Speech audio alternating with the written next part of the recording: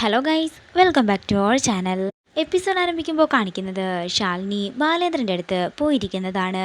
Shalini madam കൂടി ഞങ്ങളുടെ ഒപ്പം ഉണ്ടെങ്കിൽ കാര്യങ്ങളെല്ലാം അല്പം കൂടി ഉഷാറാകുമെന്ന് ഹരീഷ് പറയുമ്പോൾ അതിനല്ലേ ഞാനിപ്പോൾ ഇങ്ങോട്ടേക്ക് വന്നിരിക്കുന്നതെന്ന് ശാലിനി പറയുന്നു.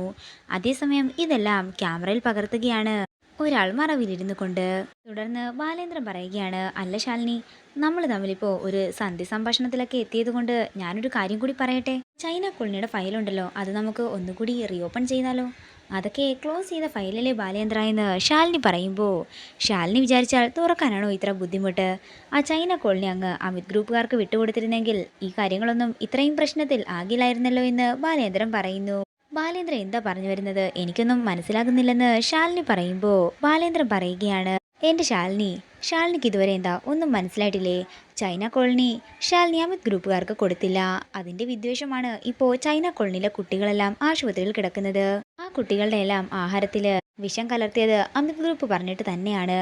ശാലിനിയും ഞങ്ങളുടെ ഒപ്പം കൂടുകയാണെങ്കിൽ ശാലിനിക്കും നല്ല നേട്ടങ്ങൾ തന്നെ കൊയ്തെടുക്കാമെന്നും ബാലേന്ദ്രൻ പറയുമ്പോൾ അത്രയും തുകയൊക്കെ കിട്ടുമോ എന്ന് ശാലിനി ചോദിക്കുന്നു.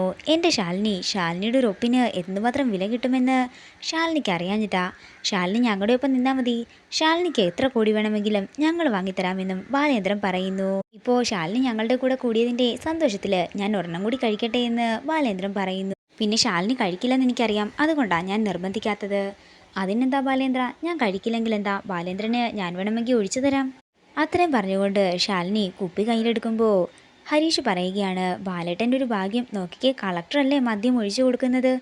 ഇത് കേൾക്കുന്ന ബാലേന്ദ്രനും സ്വല്പം അഹങ്കാരത്തോടെയൊക്കെ ഇരിക്കുമ്പോൾ ആ കുപ്പിയെടുത്ത് ബാലേന്ദ്രൻ്റെ തലവഴി കമത്തുകയാണ് ശാലിനി നീ എന്തായി കാണിക്കുന്നതെന്ന് ബാലേന്ദ്രൻ ചോദിക്കുമ്പോൾ ബാലേന്ദ്രൻ്റെ കഴുത്തിന് കുത്തിപ്പിടിക്കുകയാണ് ശാലിനി. അതിനുശേഷം അവിടെയുള്ളൊരു ലൈറ്റർ എടുത്ത് കത്തിച്ചിട്ട് ബാലേന്ദ്രനോട് പറയുകയാണ്, അതെ, നിന്റെ ദേഹത്താകെ ആൽക്കഹോളാണ്, ഞാനിതൊന്ന് കത്തിച്ചാലേ നീ നിന്ന് കത്തുകയുള്ളൂ, എന്താ നിനക്കത് കാണണോ? ഇതെല്ലാം കേട്ട് പേടിയോടെ നിൽക്കുകയാണ് ബാലേന്ദ്രനും ബാലേന്ദ്രൻ്റെ കൂട്ടുകാരും. പെട്ടെന്ന് മീഡിയക്കാരെല്ലാം കൂടി അങ്ങോട്ടേക്ക് വരികയാണ്. മീഡിയക്കാരെ കണ്ടുടൻ തന്നെ ബാലേന്ദ്രൻ്റെ ഭാവമെല്ലാം മാറുന്നു. എന്താ കളക്ടർ മാഡം, എന്താ ഇവിടെ നടക്കുന്നതെന്ന് മീഡിയക്കാർ ചോദിക്കുമ്പോൾ ബാലേന്ദ്രൻ പറയുകയാണ്, കുട്ടികൾക്ക് ഭക്ഷ്യവിഷബാധ ഏറ്റതെല്ലാം ഈ കളക്ടർ കാരണമല്ലേ. ഇപ്പോൾ അവർ അതെൻ്റെ തലയിൽ ഇടാനാണ് ശ്രമിക്കുന്നത്. ജനങ്ങൾക്ക് വേണ്ടി മരിക്കാൻ വരെ ഞാൻ തയ്യാറാണ്, പക്ഷേ ഇല്ലാത്ത കുറ്റം എൻ്റെ മേൽ ചുമത്താമെന്നും ആരും കരുതണ്ട, നിങ്ങൾ തന്നെ കളക്ടറിനെ ചോദ്യം ചെയ്യണമെന്നും ബാലേന്ദ്രൻ പറയുന്നു. ഇതെല്ലാം കേട്ട് ദേഷ്യത്തോടെ നിൽക്കുകയാണ് ശാലിനി. അതേസമയം ACP ചന്ദ്രബോസും ബാക്കിയുള്ളവരും കൂടി അങ്ങോട്ടേക്ക് വരികയാണ്. മേഡം, എൻ്റെ ഒപ്പം വരണം.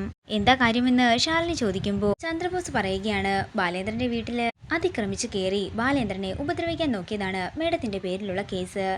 അതിന് മേഡത്തിനെ കൊണ്ടുപോകാൻ വേണ്ടിയാ ഞങ്ങൾ വന്നിരിക്കുന്നത്. ഇത് കേൾക്കുന്ന ശാലിനി പറയുകയാണ്, അതെ, പോലീസുകാര് കളക്ടറിന് എസ്കോർട്ടായിട്ട് പിന്നാലെ വരേണ്ടത്, അല്ലാതെ മുമ്പിലല്ല. മേഡം ഇതെന്തൊക്കെയാ പറയുന്നതെന്ന് ചന്ദ്രബോസ് ചോദിക്കുമ്പോൾ മറഞ്ഞിരിക്കുന്ന മീഡിയക്കാരെ മുന്നിലേക്ക് വിളിക്കുകയാണ് ശാലിനി.